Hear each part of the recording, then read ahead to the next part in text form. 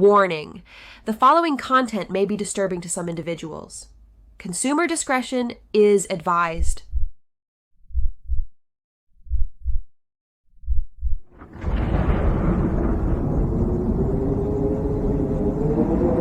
Sirens of the Supernatural.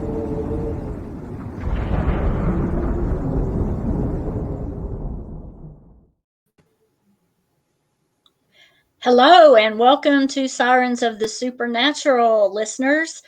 We're back again tonight with a very special guest, as well as my co-hosts Ryan and Lindsay. Tonight we're going to be discussing angels. Are you guys ready?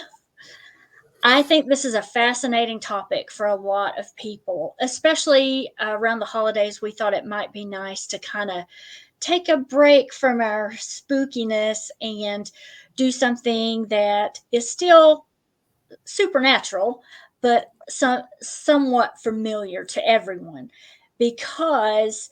Angels are really popular this time of year. I don't know how many you guys have seen in stores and Christmas decorations and movies, but I see them everywhere. So before we get started, I want to ask everyone, how are they doing? How's your week going so far? Ryan? Oh, it's doing great. Just getting ready for the holidays. A couple of birthdays coming up for family. Mm-hmm. Just enjoying it so far. Not the weather's not been too awful bad yet, so we still get a few more great days left to get a few things done. Yeah, I need to get some things done. Holiday shopping and all of that. It seems like time has flown by, and all of a sudden it's the 11th of December, and I'm not ready. Are you ready, Linz? I'm ready. Lindsay's ready. All right. I'm ready. Are the students ready? Yeah. They're ready to be up for break. We're all ready. I think we're all sick together and on a break. So awesome. And Travis Shortt is joining us again tonight. Listeners, you may remember him from our Mothman series, where we interviewed him, and he shared some great info with us on that. And tonight he's going to be sharing with us about angels. How's your week going, Travis? Oh, my week has sucked. It's just horrible. No, everybody was so positive. I just thought I would come in and throw a slightly different perspective. No, it's Monday. It's the end of the semester for me. One more semester of grad school if I don't screw it up. Get my master's in May. So it's been nice to start actually breathing and kind of being normal again. So I've been able to focus on some work and some client projects and get ready for tonight's show. So it's awesome. great. Awesome. Well, congratulations on being so near to the finish line with your master's. Right there. That's a lot of hard work, for sure. Well, we're going to jump into it. And I wanted to, first of all, talk a little bit about what we know about angels. As far as religion, mythology, almost every culture has a being that is what we know as an angel. From the written accounts, the paintings, the movies, the documentaries, you'd be hard pressed to meet anyone who hasn't heard of angels. And that's why we've invited Travis to come back and discuss this topic with us. He is very knowledgeable on the subject of angels. And so, Travis, we want to welcome you back and thank you for coming on to share your insight with us. Will you give us a brief summary of your background again, especially for the listeners maybe who missed the Mothman episode that I mentioned? Yeah, absolutely. So I'm originally from Southwest Virginia, so we share that commonality. I trained early in my life to be a minister, served for almost 5 years as an ordained pastor in the Southern Baptist denomination. I was raised Baptist. Have a keen interest in religion. Just discovered that I suck as a role model, so it wasn't really a good thing for me to be a pastor and a minister. But I do enjoy discussing, debating, and having a dialogue about theology, religion. And pursued a master's degree in theology from Masters International School of Divinity. Didn't complete that one, but my background is outside of religion. Of course, the supernatural, the paranormal, with the Mothman documentary and things like that. But primarily, my background is in marketing and public relations. I started out in broadcasting years ago, at WDIC, the radio station in Dickinson County, where I grew up, and then worked my way from radio into television, and then advertising agency, PR work, director of marketing for a hospital, freelance consulting for self-published authors. And then I started managing radio properties in 2015. I managed 2 in Prestonsburg, Kentucky, and then I managed 3 in London, Kentucky. And now I find myself at almost 50 back in graduate school, back in college, where that I am older than all of my professors, and my vaccination records are older than anyone else in my cohort. Well, kudos, hats off to you for pursuing that. And I personally know it's a lot more difficult the older you get. So Very true. Very true. yes. So Travis, you have studied and have some extensive knowledge of the subject of angels. And in 1 or 2 brief sentences, can you tell us your definition of an angel? My definition of an angel is really the literal definition of the word, which is messenger. We see them in various cultures, various religions, and they are always emissaries. They bring messages from another realm, from the divine, to humankind. And again, that the word angel is derived from the word angelos, which means messenger. So that is my ultimate and very basic definition of what an angel is. Okay, thank you. I'm going to turn it over to Lindsay. I think she has some questions for you. We kind of did some homework and got some questions together that we all wanted to ask. Yeah, so I guess my first question would be, are there mentions of angels or similar angelic beings outside of Christianity? Yes, of course, Christianity having its basic foundation in Judaism, we find angels in Judaism and the Jewish faith. We find angels in Christianity, and we also find angels in Islam. As a matter of fact, they're very prominent, even more so in the Islamic faith than they actually are in the Christian faith. And then you find other types of angelic beings, and I'm always it's kind of like Mothman. I always find myself wrestling with whether or not to use the word angel, because it evokes a particular image in our minds, what we think an angel looks like. But when you talk about these messengers from the divine, these messengers from another realm that are bringing decrees and messages, sometimes warnings, sometimes punishment, but we find them in various cultures across the world.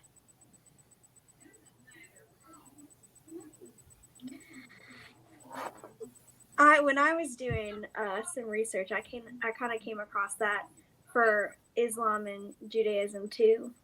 Mm-hmm. And I kind of, I almost wondered if,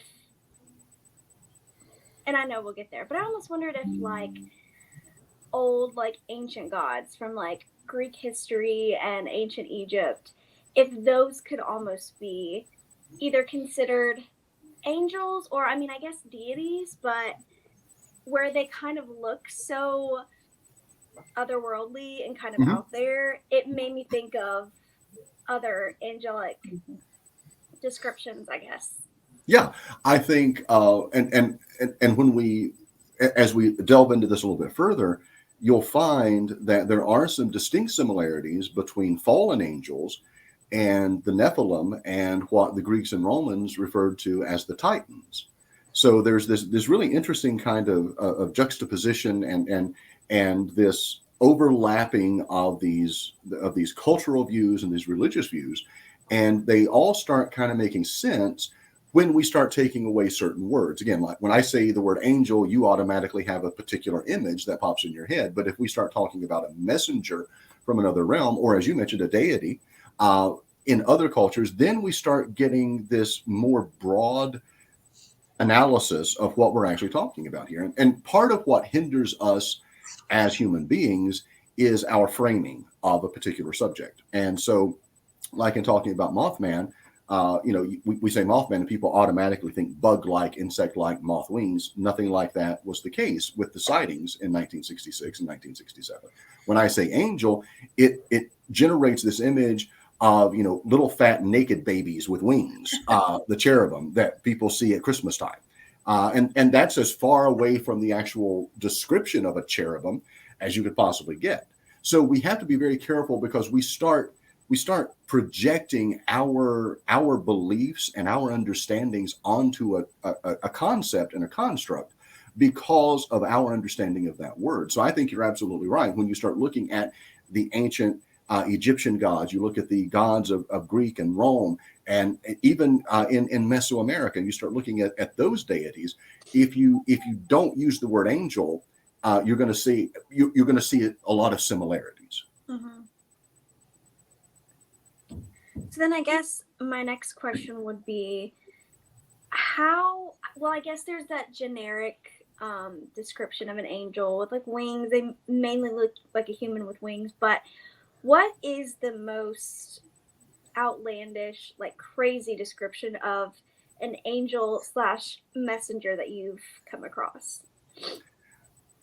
When you start looking at the actual choirs of the angels and the way that they're described in especially Judaism, which is where we get those images and those names, those 9 choirs, there's some really freaky descriptions. You've got one group of angels that are described as wheels. They are circular. They're full of eyes. They fly through the heavens. I make an argument that could also be what people are seeing when they say they're seeing UFOs, round circular things with a bunch of lights around them. That's what Ezekiel saw, the wheel within a wheel. You have the seraphim, which are the flaming, fiery, winged serpent section of angels. You've got the cherubim, as I mentioned, and that's when people think cherubs, they also always think of those Renaissance paintings of little fat naked babies with wings. That's what they think of. And that's not what a cherub is. If you look at the description of a cherub in the Old Testament, it is absolute. Yeah, there they are, naked little babies with wings. There they are. And that's not what a cherub is. A cherub is described in the Old Testament scriptures as having 4 faces: the face of a man, the face of a lion, the face of a bear, the face of a bull. They have 6 wings. They have 2 on their back. They have 2 on their legs, and they have 2 that cover their faces, and they fly back and forth through the heavens. To me, that's a frightening image. That is nothing like these, and again, angelic beings that we see in paintings or that we're taught about. As you said, when this time of year you think about, the angel coming to Mary and proclaiming that she is the chosen, highest of God's choices among women, so that she can bear the Messiah. And we always see them dressed in long white flowing garb and long blonde hair. And they look Nordic, is what they look like. They look like Nordic gods, and they're glowing and they're beautiful. But they're actually, in all actuality, they're actually frightening descriptions of them throughout the scriptures. So, do you think that angels? I mean, I know there's a lot of different theories, and religious or non-religious. Do you think that these things that we call angels could be theoretically something completely different, like an interdimensional being, or Yes. like Mothman, how he's just Absolutely unique unto himself? Yes, I mean, I think again, we are. All of these stories come down through countless generations. They come down through countless cultures, and there's an understanding that is, it's almost hardwired into our DNA, that there is something outside of this universe. There is something outside of this cosmos, outside of this world. And there are times when that other side, that other realm, comes into ours.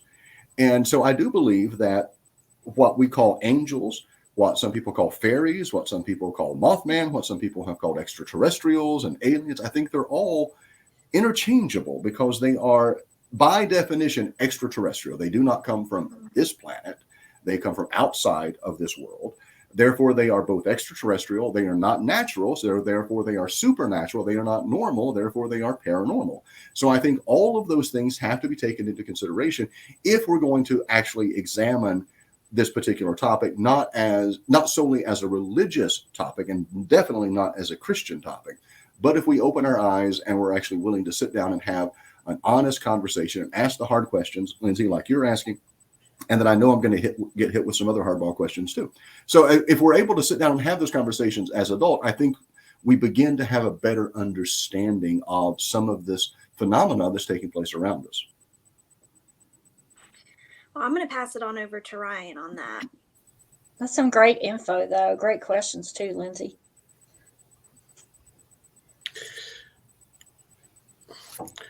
Yeah, Travis, that was good stuff. Have a couple of questions of my own. Like I said, I love what you've said so far. Do you believe that humans can actually see or interact with angels? Yes, I do. I think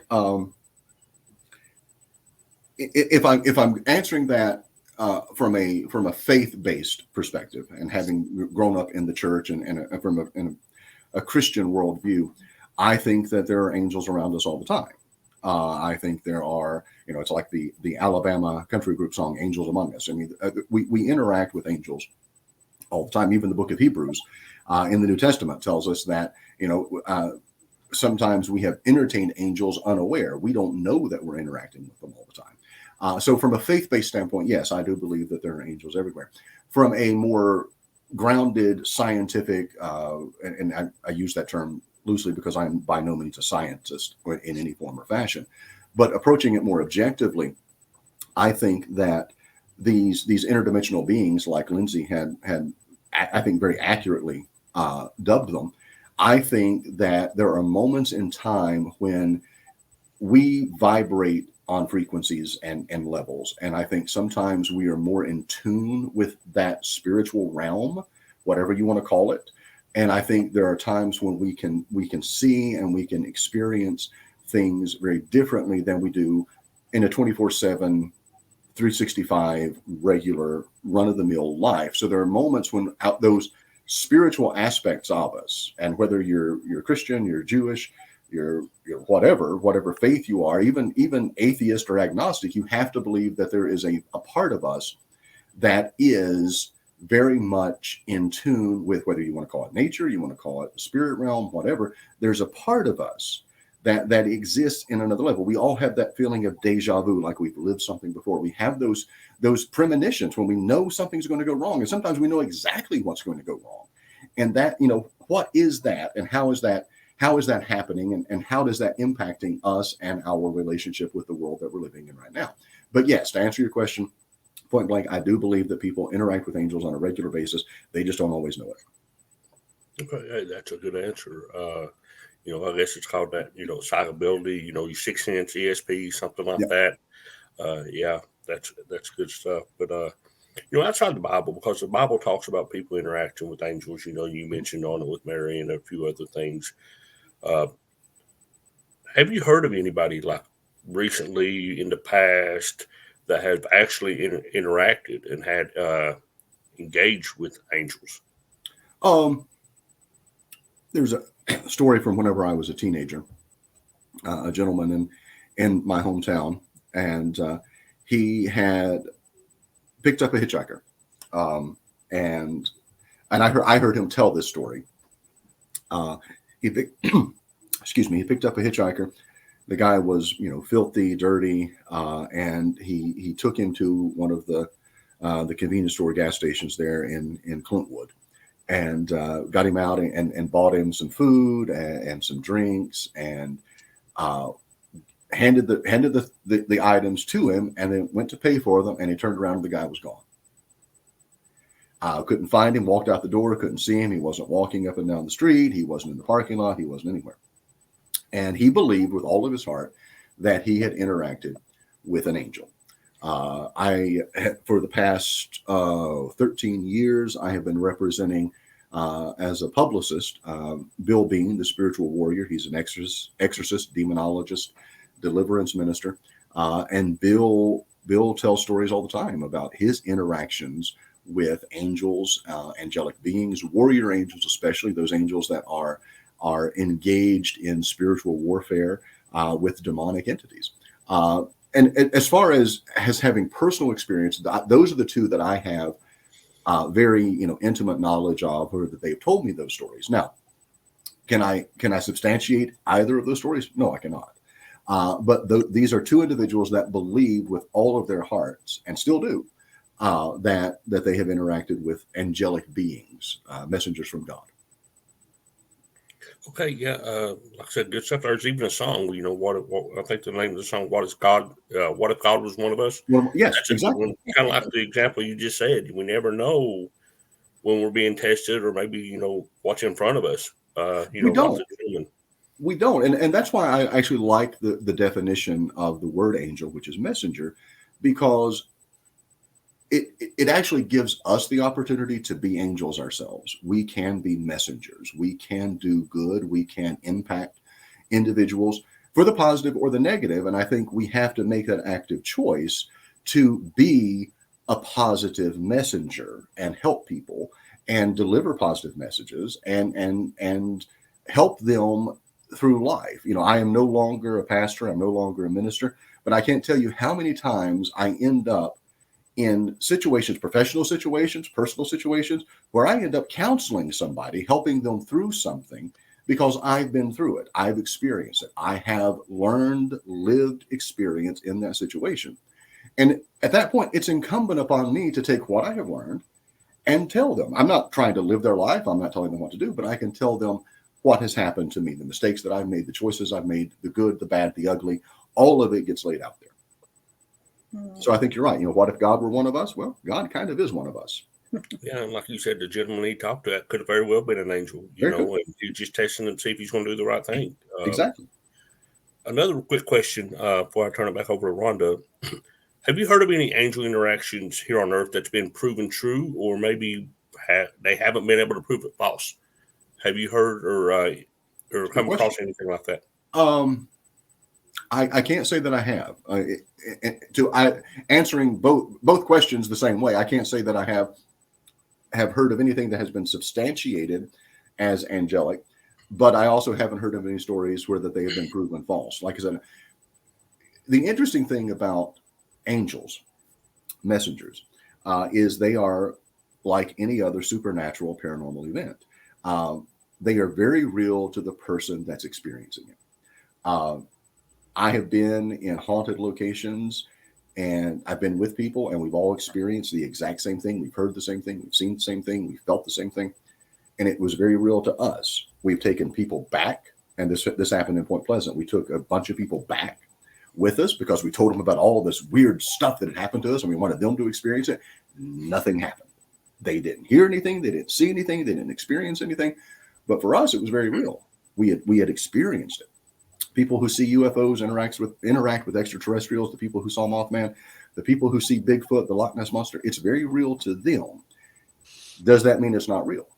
Just because other people haven't experienced it, just because other people haven't seen it, dealt with it, felt it, heard it, does that mean it's not real? What is reality? That gets into a whole different type of philosophical and theological conversation. Yeah, good stuff. Thank you. And that kind of goes back to what you said about being on different wavelengths, different planes. Exactly. Some people are more susceptible, I guess, to put it in easier terms. Well, and I hate to keep bringing Mothman into angels, but it's actually kind of funny because Mothman was a winged entity that people were seeing, and he was actually described as angel-like, that he had angel-like wings, which I always found fascinating in the original eyewitness accounts, that they would choose that as their description. But John Keel said that he felt that these entities are ultra-terrestrial, as Lindsay said, interdimensional. They don't exist on this plane and in this world, but they can be seen sometimes on this world and in this plane. And I think sometimes that's what's happening. Sometimes certain people are much more in tune with certain things and they see things, they feel things, whether you want to call them psychics or you want to call them mediums or you want to call them spiritualists, they're just more in tune with that part of nature, that part that exists, that is nature, but it's also supernatural. That's a good point. And, I think a lot of us are more susceptible at some different points in our lives to, there are people that are more susceptible, but I think us as individuals, we're all more susceptible at different points in our lives. I know that I knew a lady whose husband was very ill, and they knew that he was probably not long for the earth. Mm-hmm. And one night she was asleep and she said something woke her up. It wasn't a noise or anything like that, but she said as soon as she opened her eyes, she saw bright light to her left, and she turned her head and looked, and she saw an angel for like a split second, and then it was gone. And the next day her husband passed away, and she said she interpreted that vision of the angel as maybe giving her some warning or preparation about her husband's death. So, and like you said, Travis, it was very real to her. I don't think anyone could have convinced her that she didn't see what she saw. Um, so, taking a little bit of a different turn now, I want to talk about. Can I make one statement real quickly before? Sure. And I don't want you to lose your train of thought, but I want to come back and I want to, because you just reminded me of something when you were telling that story. And so Ryan, I'm going to go back and answer not your last question, but your next to last question a little differently, because I had forgotten about something. In my time, when I was a pastor and I was a minister, I was also a chaplain. So I was a chaplain for hospice, and I was a chaplain for the local sheriff's department. And when I was a chaplain for hospice, there were a couple of occasions when I was with someone as they drew, well, I was always with them when they drew their last breath. But there were a couple of occasions when those individuals, as they were drawing their last breath, they would talk about what they were seeing. And they often saw what they were calling angels. So I apologize. It's one of those things. It wasn't until Rhonda started talking, I'm like, yeah, because there's those moments when there are certain points in our life where we reach a certain point that we are much more susceptible and much more open to seeing things. And death seems to be one of those. And I did have a couple of patients when I was the chaplain for the hospice program that did see those types of things as they were nearing death. That's interesting. Yeah.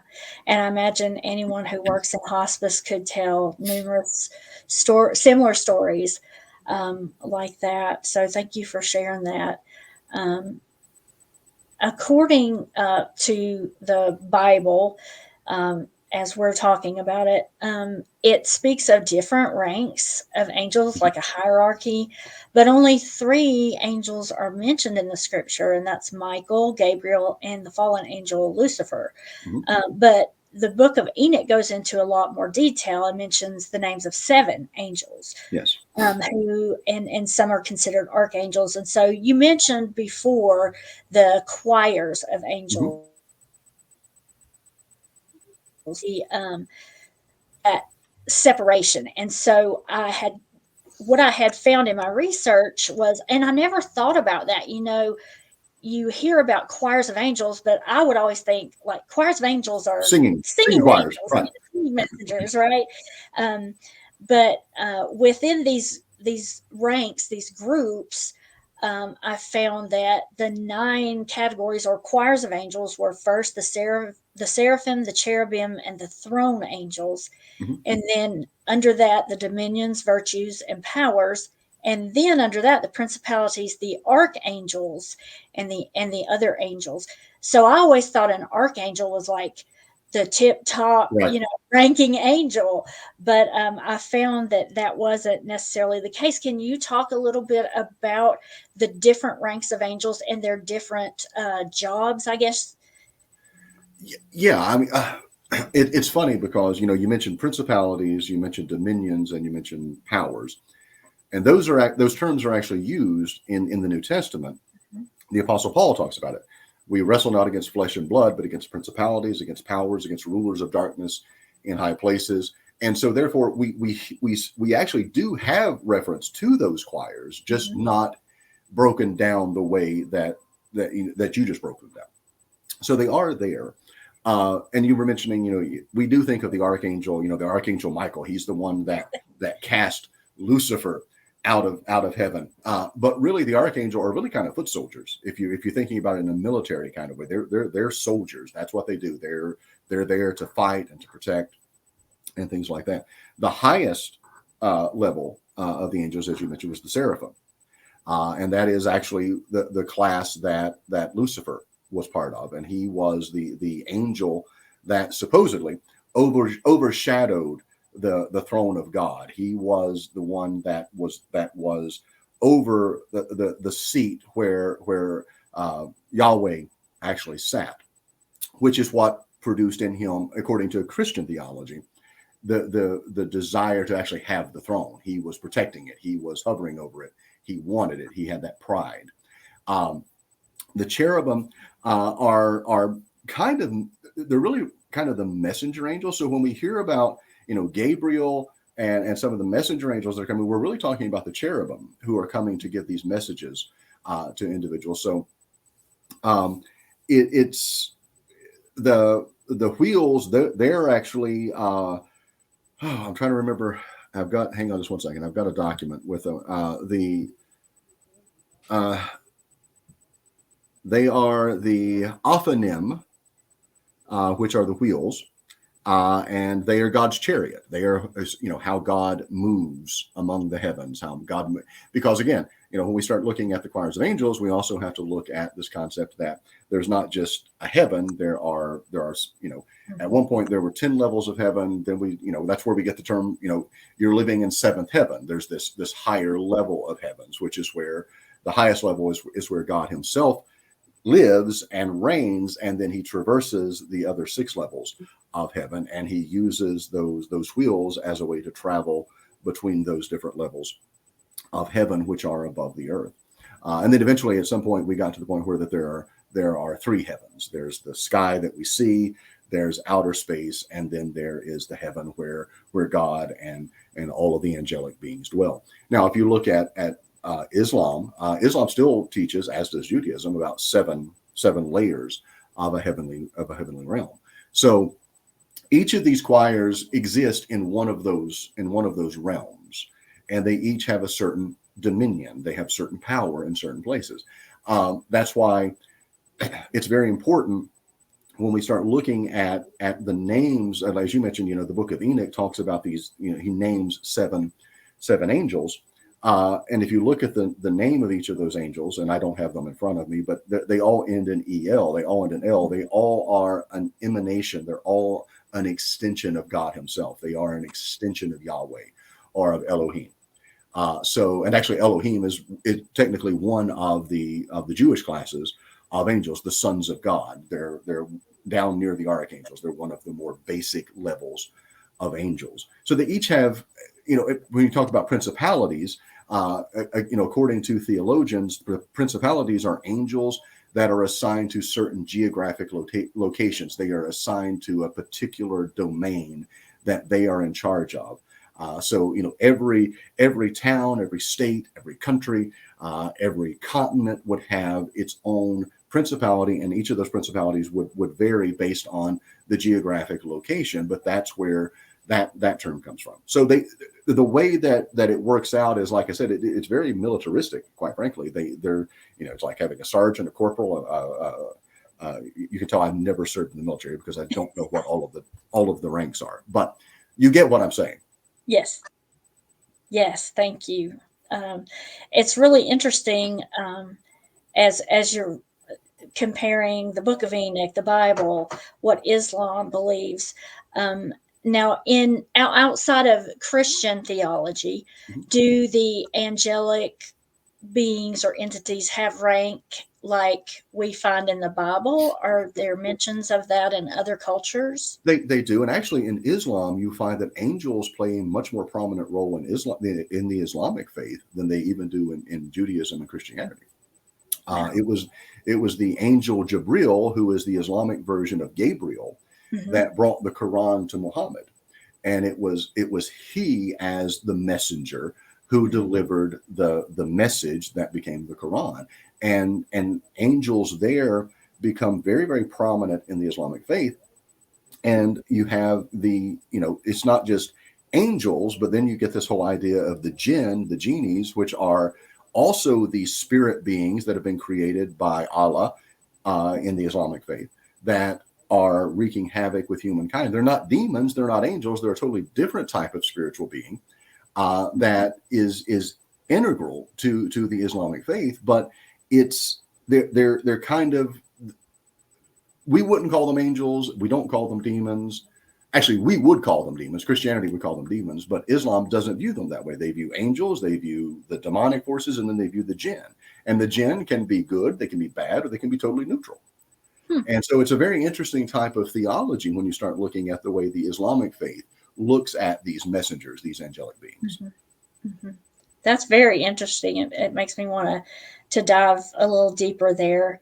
And you mentioned the seven angels in the book of Enoch. I've got the names right here, and then I'm going to turn it over to Lindsay because she's going to piggyback off of this. The names are Michael, Raphael, Gabriel, Uriel, Sariel, Raguel, and Remiel.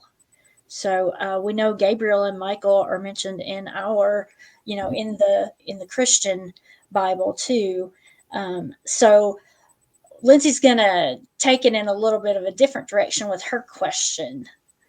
Yeah, so just going off of the book of Enoch and all of the interesting things that it says, it does mention a group called the Watchers. And I was just going to ask, who were they and why were they given that name?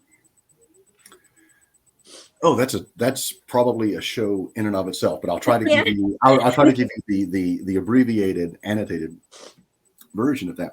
So upon creation, and again, this is not in the Christian Bible. This is more from a Jewish perspective.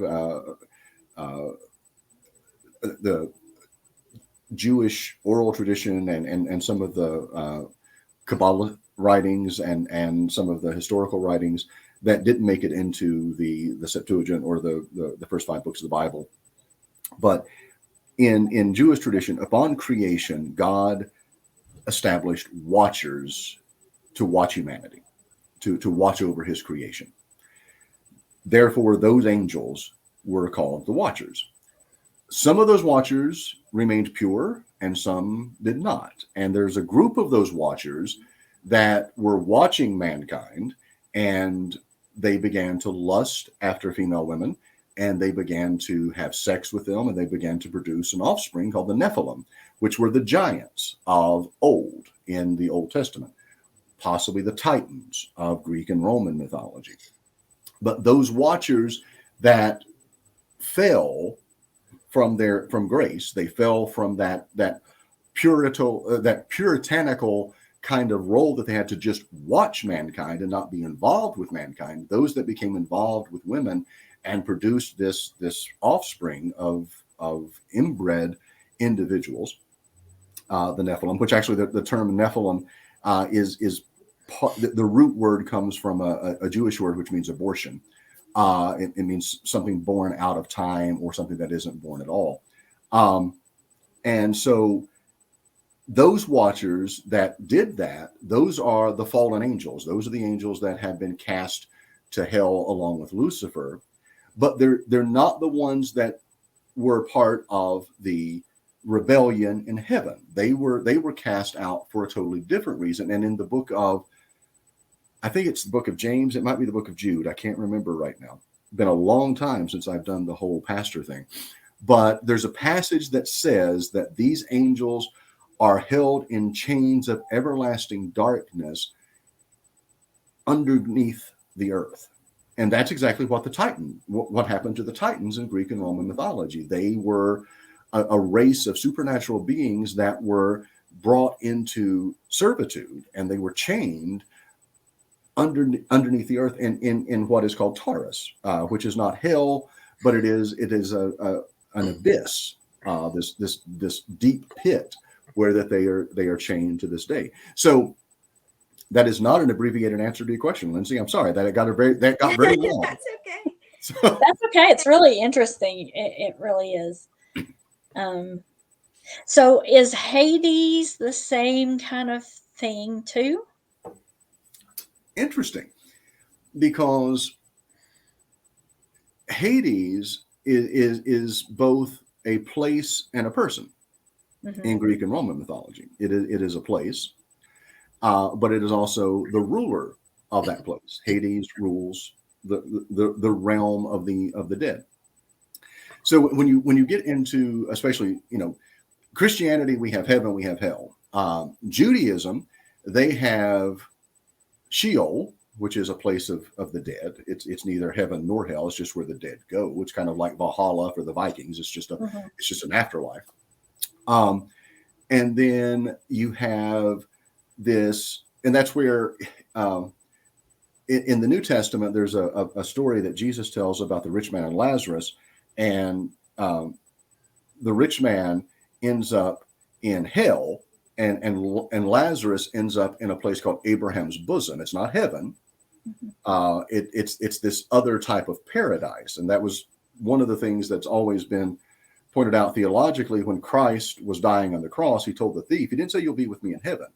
He said, "Today you'll be with me in paradise." And there's this distinction there, and it lends credence to the Catholic view of purgatory, that there was at one time a place where when people died, they went, and it was an in-between realm. And then over time, they were sent either to paradise or they were sent to heaven. That's why in the New Testament, when Christ died and was buried, on the third day he rose again. Well, he wasn't the only person who came back from the dead. If you read the gospel accounts, there were other people that had been dead that were seen walking. He brought those individuals back with him from Abraham's bosom, from paradise, and then they ascended with him when he went to heaven, and he took them there. Again, this is Christian theology. I'm not saying it's right, it's wrong, or that I believe everything that I'm telling you. I'm kind of breaking down the basics. So, have you done any extensive study about the Sumerians and their gods and angelic? Because some of their gods, as I was looking, you mean the Anunnaki? Yeah, and they looked like the pictures that I've seen actually really resembled kind of what we think of as an angel, a warrior angel more so. They were giants. They were taller than normal men. They had wings. They were fierce looking. They had a different color skin. And so, yeah, I mean, the Sumerians, the Babylonians, the Egyptians had the Sphinx, which was a winged creature, with the body of a lion and the head of a man. It kind of sounds like a cherubim, doesn't it? Right. I mean, it's this. So again, it kind of goes back to, one of Lindsay's early questions, do these things exist? Yeah, they do. In other cultures and other worlds, or not other worlds, but other cultures and other religions across the world, they've described them a little differently, but the similarities are all there. Yeah, right. That's so interesting to me. And I'm going to turn it over to Ryan now, because I think he had a few more questions that he wanted to ask you. Yeah, absolutely. I love this. This is great stuff. I appreciate you being here, Travis. I'm learning a little. You can always learn more. This is the highlight of my Monday right now. This is the most fun I've had all day.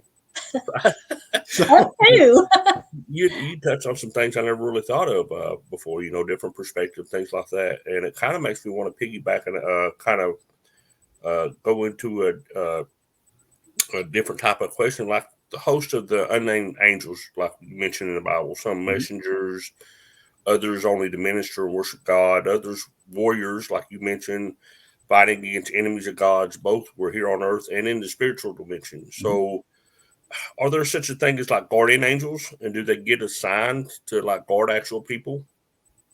I feel sorry for mine. I really do. I put mine through the ringer. No, I do believe that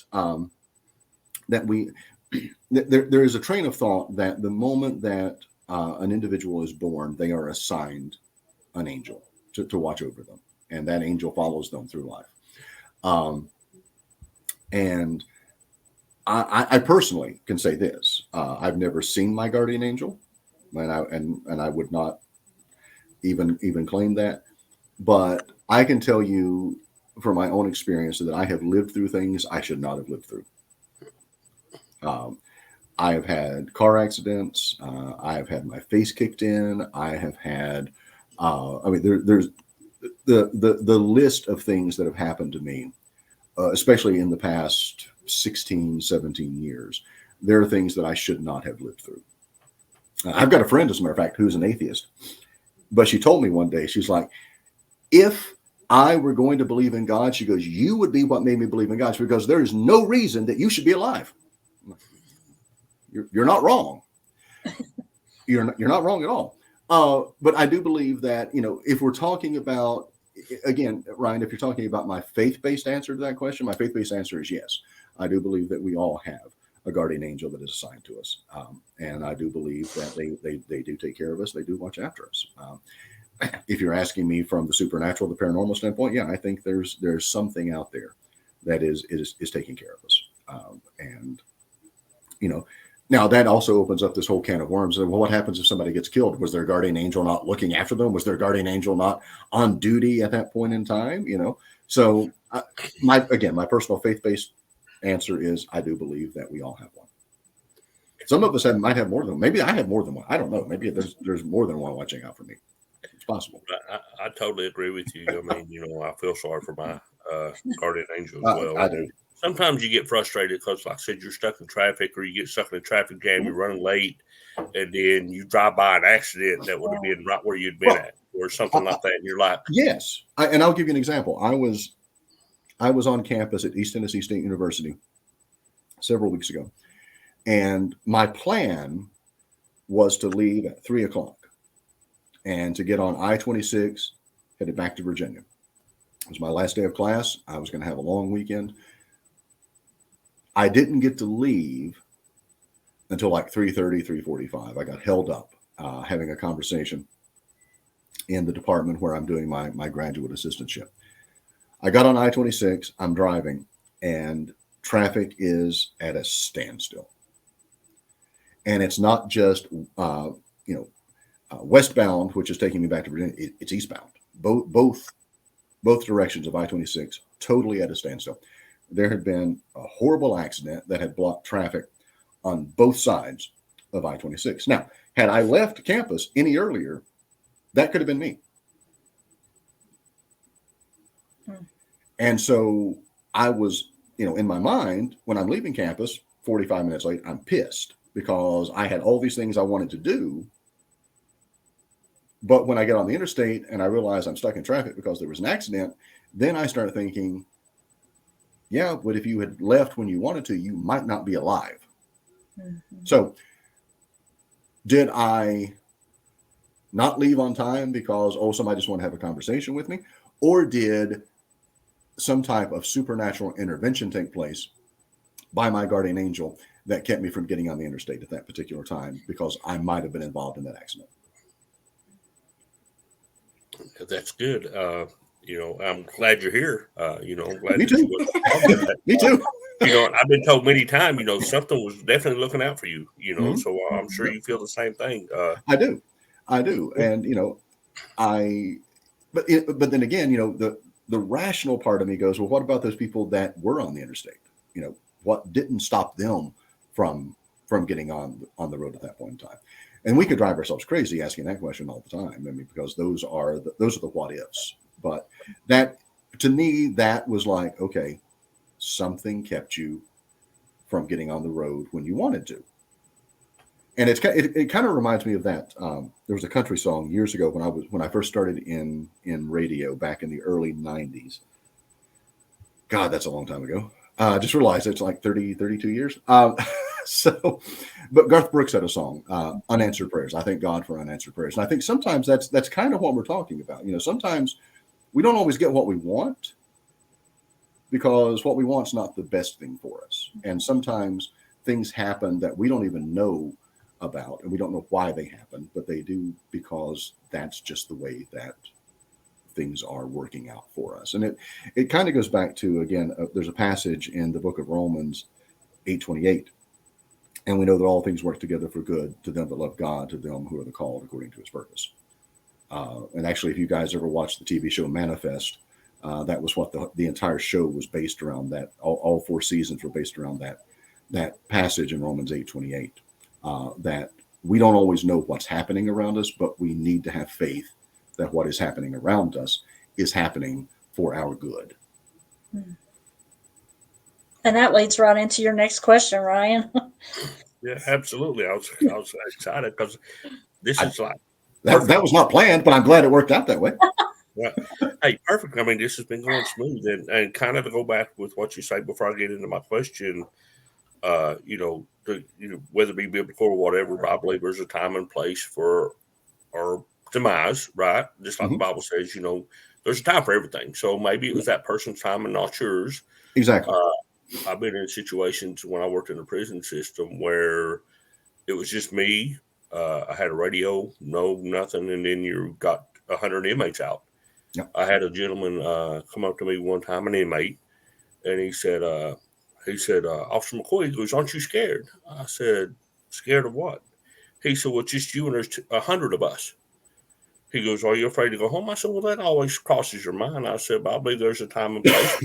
If I die in my sleep or driving a car or what have you, I believe it's my time. So it's my time to go. It doesn't matter where I'm going to be or what I'm going to do. It's just sometimes Exactly. we do stupid things to kind of Speed rush it it along. along. Exactly. But you just kind of have the right mindset. Guilty. I've done the stupid things to speed it along, so I'm guilty of that one. So Right. But that's kind of my mindset. Yes, I think there are guardian angels out there, and yes, I drive mine crazy. But I also believe there's a time for when it says, okay, this is your date and time. You'll no longer be on this earth, and you'll be wherever, whatever, the different levels you be, which, that's interesting. But to kind of get back into that goes hand in hand with what we're talking about. Are there good angels really fighting against evil for us that's on another plane or dimension that we can't see, like in the space around us that we can't see, that are like the Bible verse says, we're fighting against principalities and forces? Is there stuff like that going on in the same area, in the same space, but just in a different dimension that we can't see or feel, other than some people that are blessed with that sensitivity? It's funny because I wrestled with that, not myself, because personally, I believe that is the case. But I wrestled with that when I was a pastor because I had people that would sit in church every Sunday and they would believe in God and they would believe in angels, but they didn't want to believe in demons. They didn't want to believe in the devil. And they didn't want to believe that there was a spiritual war that was going on. And I wrestled back and forth with trying to get them to understand that if you believe in one, you're going to have to believe in the other. If you believe in God, you have to believe in the devil. If you believe in angels, you got to believe in demons. If you believe that we have guardian angels, you have to believe in demonic possession, because those are they're diametrically opposed. So if you have one, you have to have the other. You can't pick and choose what you want to believe in. So again, on a faith-based answer, I say yes. From a faith-based answer, I can tell you that growing up and as a pastor and working with other pastors and missionaries and things like that, I've heard stories from individuals that were in the mission field, and they were the missionaries that told the story they were in Africa. And there was a hostile tribe that didn't want them there, and they were coming to attack them. And they were approaching the house where the missionary family lived. And again, heard the story personally, didn't witness it, just heard it firsthand from the missionaries.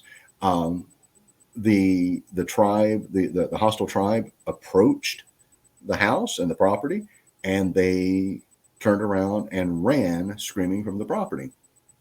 And the father, the pastor, the missionary, swears that when he looked out the window, he saw the entire perimeter of the property lined with what he called angels that only he could see. The rest of the family couldn't see them, but they were surrounding the property, and it's what caused the hostile tribe to turn and run. Bill Bean. I mentioned Bill. Bill has talked time and time again about when he is performing an exorcism or deliverance that he has seen what he calls giant warrior angels, 10, 12 feet tall, appear when he is performing a deliverance or an exorcism. So I think that we, again, if we're going to believe, we're going to make that leap of faith, you might as well just commit and go all the way and say that, yes, I think this is taking place around us in the spirit realm, that this battle is raging and waging constantly between the forces of good and the forces of evil. Wow. It's a good answer. Yeah, that's very interesting. And talking about warrior angels and angels not being, I mean, we can't put them in a box as far as their appearance. And We can't put them in a box according to their gender either. We assume that they're men. true. We assume. We look at these names: Gabriel, Michael, Mhm. Azrael, Uriel. I mean, Yeah. does that mean that they're men? I don't know. I don't know. Again, it's our perspective. It's the construct that we create. I've got a good friend of mine is dating a guy whose name is Michelle. It's not Michael. It's Michelle. Michelle, yeah. So I hear the name Michelle. I talk about my friend Kim and Michelle, and they're like, "Oh, Kim and Michelle." I'm like, "No, it's Kim." I said, "His name is Michelle. Her boyfriend. She has a boyfriend. His name is Michelle." Mhm. So we get hung up on these little Right. idiosyncrasies that we really shouldn't get hung up on. Right. There is a passage in the New Testament where Christ is talking. He says that when we die and we go to heaven, that we are going to be like the angels, neither given or taken in marriage. And that has led people to believe that angels are asexual, that they have no gender. Well, that may be the case. And that ties in perfectly to one of my last questions that I wanted to ask. I know that a lot of people, um, all my life, I've heard this, that if you lose a loved one, they go to heaven, they become an angel, and they are kind of watching out for you. But what's your view about when people pass from this earth and they end up in this other dimension, heaven, paradise, whatever it is? You just said that Christ said we become like the angels, but that doesn't mean we become one, right? No, I think we have to, again, if we're looking at it from a Judeo-Christian theological standpoint, you have to understand angels are their own set of created beings. You can't die and become an angel. Right. Those are created beings with very distinct and specific purposes. I think when we die, again, my faith-based answer on that is we do go somewhere else, but I like to think that those loved ones that have gone on before do get to watch us and watch over us. And I will be the first to tell you, I talk to my grandparents who have been dead for years on a regular basis. I'll go to their grave and I'll talk to them. I talk to them just sometimes out of the blue. I'll start having a conversation. Now that may make me sound crazy. I don't care if it does. It brings me a little bit of comfort to be able to talk to them. I'm fortunate I have both my parents still in this world. My siblings are still alive. All of my close family, but the ones that I was also close to that have gone on, both sets of grandparents. I've got my dad's an only child. My mom has a sister and two brothers that have already gone on, and I talk to them. And I like to think that what I want to think is that they get to see the successes and the positives in my life. Right. I hope they don't see my failures. I hope they don't see where I screwed up. I hope they don't see those times when I made bad choices. But that's what I like to think, is that they do get to watch over us. I remember, I told the story about some of the hospice patients that have seen angels. There are tons of hospice patients that saw loved ones that came to them as they were passing. And I remember my grandmother, my maternal grandmother, when she was dying, she had congestive heart failure. So she would end up in the hospital and the doctor would call everybody in, and then she would rally and she'd come back out of the hospital. So she did this staggered plateau kind of thing. She just kept going down, down, down, down, down. And she never came back fully 100%. But the last time that she went into the hospital and they called everyone in, she was in bed and she was talking to my grandfather, who had been dead 20 years at that point. She was talking to my aunt and my uncle, who'd been dead, 10 years at that point. And they were, for her, they were there, and they were very real, and they were very comforting to her. And they were there, I think, for a distinct reason. I think they were there to help her transition from a life that she knew and people that she knew to a life she did not know, and to something that was totally unknown to her. And they were there to give her that peace and that comfort and that knowledge that she had in this life that was helping her transition into the next life. That's such a sweet picture. And I know I've had that in my own family as well, when people pass and, they're seeing something that we can't see. Yes. Loved ones, or whether it's loved ones or, angelic entities.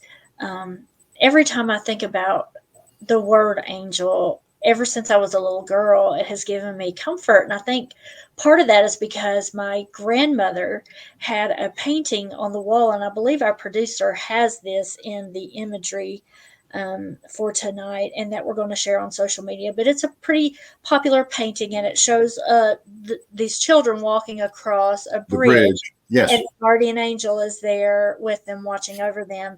And so that was kind of the earliest memory I have of hearing about an angel or knowing what an angel is. And so every time I would think about angels, that's kind of what I thought about. And it gave me a comfort and a calmness. And then as I was reading the Bible and other books, yes, that's the picture right there. She had a big picture hanging on one of her bedroom walls, and I just loved that picture. And then I started, as I grew older, started reading the Bible, reading other things, and learning about these strong warrior angels. And my daughter knows I love superheroes, and so that I love the way she just rolled her eyes. Yeah, and she didn't even hide it. She didn't even hide it. I know. But I love superheroes too. I'm Marvel, DC all the way. Yeah.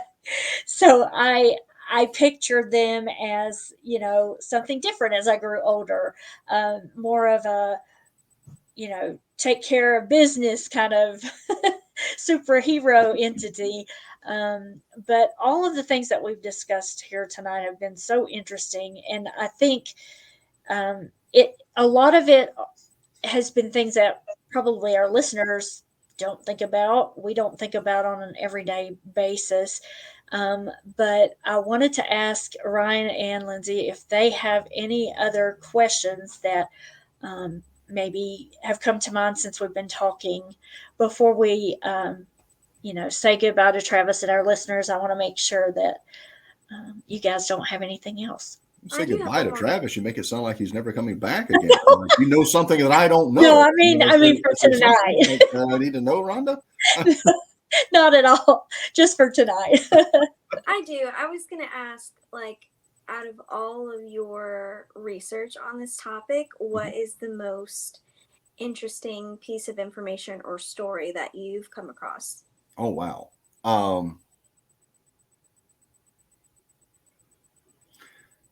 I think when it comes to angels, as we're talking about tonight, one of the most interesting things to me is their prevalence in other cultures. This whole winged entity that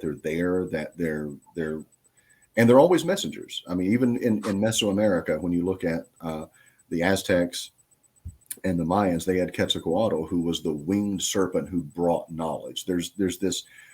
It permeates every culture, every religion across the globe. They're there, and that again is one of those things from a faith standpoint, but also from an objective standpoint. It makes me go, there has to be something. There has to be a reason that these images continue to pop up in culture after culture after culture across the globe.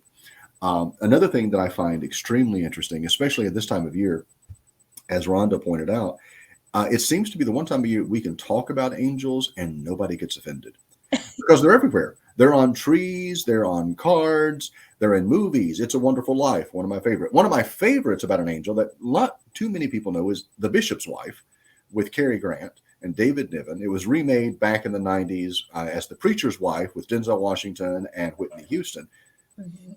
Not nearly as good as The Bishop's Wife, one of my favorite movies.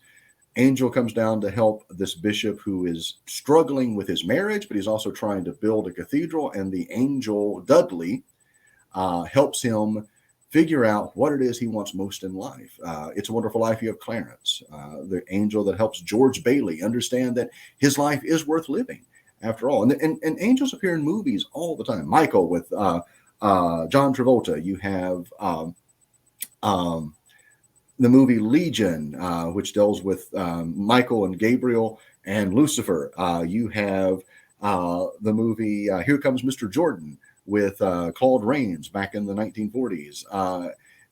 It's funny the way that angels get to permeate. Angels in the Outfield, movie about the baseball team, this kid that saw angels, and if he saw angels, then the team was going to win. And it's really interesting the way that we fold angels into our pop culture, and it's acceptable at certain times. Otherwise, it would just be taboo. Can't talk about them. But angels seem to be something that we get to talk about because it does cross those barriers and it does cross those cultures and religions. Awesome. Ron, did you have anything else? Yeah, I do have a question. Since we're talking about perspective and, perception of what angels, and most of them, or like you said, the babies with the wings, the nice person, the halos, the whole 9 yards. We also touched on like archangels and warrior angels. Is there a different set of guidelines for those? Because those are supposed to be the most powerful, vicious type angels because they're actually fighting the battle. Is there like, I'm not a nice guy, there's no mercy. It's just you get what you get. I think there's nothing in the scriptures, in accepted scriptures that would say that. But I think by perspective and by perception that, yes, we have to say that those are angels that, they're kind of the Dirty Harry of the angel world. They, they're there to get something done and to make sure. They're like the ultimate guardian angel. They're there to fight the battle. That's what they're there for. It is blood, guts, all of that is on the table when it comes to the archangels because that's what they do. They fight. They're fighters. I mean, like I said, you know a Marine, a special forces, a Green Beret, those individuals. That's what they do. That's what they're trained. You came out. You said Department of Corrections. Yes, I served in the Army, and I was also part of the Department of Corrections. I was in two Supermax. I wasn't in, but I was a correctional officer. You were in two Supermax prisons. Yeah, That's awesome. I was a correctional officer in two Supermax prisons where I was on the strike force. We had to kind of go in and take care of some things. So I understand. What state? What state? Virginia. I was actually at Powhatan Correctional, and I was also did a stint at Red Onion. You know one of my uncles, I bet. Richard Fleming? Yes. It's a small world. Because the analogy I was going to draw is using my uncle. My uncle Richard got drafted, went into the military, came out of the military. He was an MP when he was in the military, came out of the military, became town police, left town police, became a deputy sheriff, went from deputy sheriff to criminal investigator, left criminal investigator, went to the Department of Corrections, trained to be a prison guard, was a prison guard, became such a good prison guard, they put him in charge of training prison guards. Then he went to Red Onion as second in command to the warden, and then he retired from there and became a U.S. Marshal. The only thing that man has known is military and law enforcement. That's it. Sweetest man you'll ever meet. Unless you get him telling stories about the things that he had to deal with when he was in law enforcement. Oh, I imagine. Because that's what he knows. To me, my Uncle Richard is like the human version of an archangel. That's what he's known from the age of 18. That's what he has done his entire adult life, is law enforcement and military and protection and training and all of that. And so it's one of those things that when we start talking about the archangels, that's what they do. It's ingrained in their spiritual DNA. Yep, that's good stuff. It's been a really learning experience. This has been intriguing. Well, I've enjoyed it. I hope you guys have. So Yes, Hey, definitely. like you said, I wouldn't rather spend my Monday any other way. And now I want to go and do some more digging, into some of this. It's fascinating because, and that's what I say about the paranormal and the supernatural. We're never going to understand it. We're never going to say this is the answer. It's that journey. It's learning all that we can, and the more you learn and the more you dig, then you start finding all of these other avenues that you can go down, and you start understanding they're really, at the end of the day, like Lindsay had mentioned at the beginning, these deities from other cultures, the Greeks and the Romans and the Egyptians, the beliefs aren't really all that different. It's just been the way that the stories have been told. It's the perspective that we look at them through, and the lens that we put on when we're looking at them. So I have had a blast tonight. Thank you guys. This is actually more fun than the Mothman. Yeah. I tell you, I loved that episode, but I've also really enjoyed this, and we just appreciate you sharing your time and knowledge with us again tonight. And It's been my pleasure. And please, Ryan and Lindsay, find me on Facebook, add me. Would love to be able to stay in touch with you guys, and for the listeners as well. I'm like the easiest person to find on social media. I'm like everywhere. So. Yes, and talking about social media, listeners, be sure to give us some likes and love on Facebook and YouTube and Instagram at Sirens of the Supernatural, and we're on TikTok at Supernatural Sirens. This week we'll be putting up some things on our socials that relate to this episode, some angel images and things like that, and we hope you've enjoyed it. Tune in next week when we do our last episode before Christmas, which will be about Krampus and Santa folklore. So I love Krampus. So we're looking forward to that. And listeners, if you have any stories of your own about angels or about supernatural entities or any experiences that you've had, please email us at sirensofthesupernatural@gmail.com. And on that note, I will say good night, and we will say our parting words. Stay spooky. Good night, everybody. I also want to say just thank you guys and happy holidays. Merry Christmas to everyone. This will be the last time I see you before the 2024. And may 2024 be an amazing year for everybody. And for you as well. Thank you so much. Goodbye. See y'all next time.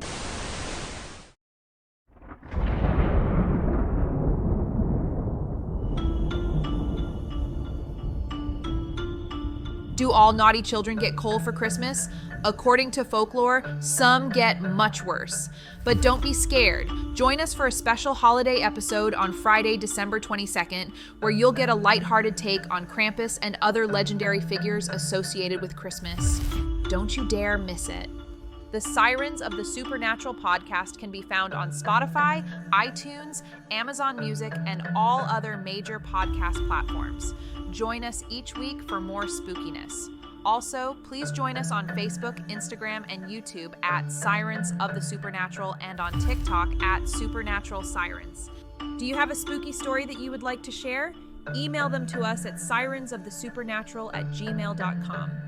Until next time, stay spooky.